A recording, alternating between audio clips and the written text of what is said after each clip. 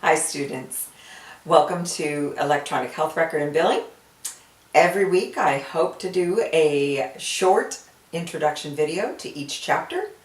After you have viewed the video, then you're free to start with the PowerPoint and all your exercises.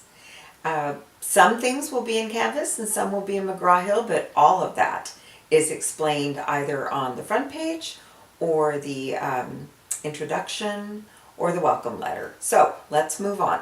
So for chapter 1, what are we going to see in chapter 1? By now, many of you have heard about the electronic health record, or perhaps you've even seen how this works in your own physician's office. You've watched the front office person enter your demographics, let's say, or you've watched the back office person take your vitals and put them into the electronic health record. So you have had some exposure, but we are going to learn start to finish. And in chapter 1, we have to talk about terminology. We need to get started by learning what each of these pieces are. So for decades, physicians have been using a paper record. There's really nothing different about what's in the paper record and what's in the electronic record. It's just the way it's placed or where it is. But the same information is there. So in 2009, there was a high-tech act that got passed, and this mandated that all physicians would incorporate the electronic health record into their offices or implement this. Now this was a big task, so there were funds that were available then for people to be trained, for a portion of the implementation, but it was mandated that they had to do this. So essentially it covered many things, but really what was behind this was they wanted to be able to electronically exchange data. So it's really about connectivity. So if you just think about the cumbersome tasks that you used to do.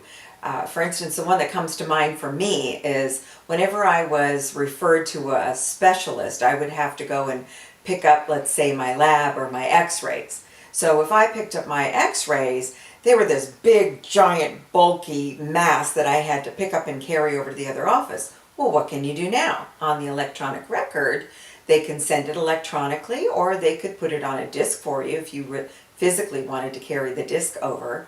But that's a nice innovation. Also, someone who's a diabetic, let's say, they might choose to use their test strips at home and upload that data right into the database for the electronic record of their physician. That's a nice thing to know. So these are small areas, and there are a lot more that we'll talk about as we go along. Anyway, I just want to go on here. Sorry, I have to go through my notes very quickly. What are some of the electronic health records that you've heard of? Probably Epic has come across your mind. You've heard that. Well, in this area, we have Sutter that uses Epic and some other big organizations. Cerner is another one. There's a long list of them. But in the top 10, the one that we're going to be using for the class is called McKesson. Now, there are two parts to this. There's the electronic health record, and that's the McKesson side. And then on the other side, there's what we call the PM side. The PM side is your practice management. That part is not new. That has been around for decades. How we do it is different now. Now we call this a fully integrated program, which means we can take the EHR and the PM side and we marry those two. We combine it so we can integrate that. In that case too, they get to share data such as those demographics that we just mentioned. So in this first chapter, we're also going to go over some other government initiatives, and I'll let you read all of those. I don't have time to go into all of them. But you will also see that there's some additional uses for the electronic health record data. And somewhere down the line in the future, they're going to actually use the population growth and census data straight from the EHR. Bet you didn't know that. So that's kind of exciting. And then well, actually, my goodness, that's all the stuff I have for my intro for today. I'm looking at my notes and it's not scrolling down. So that's it for today. I look forward to seeing you in lab.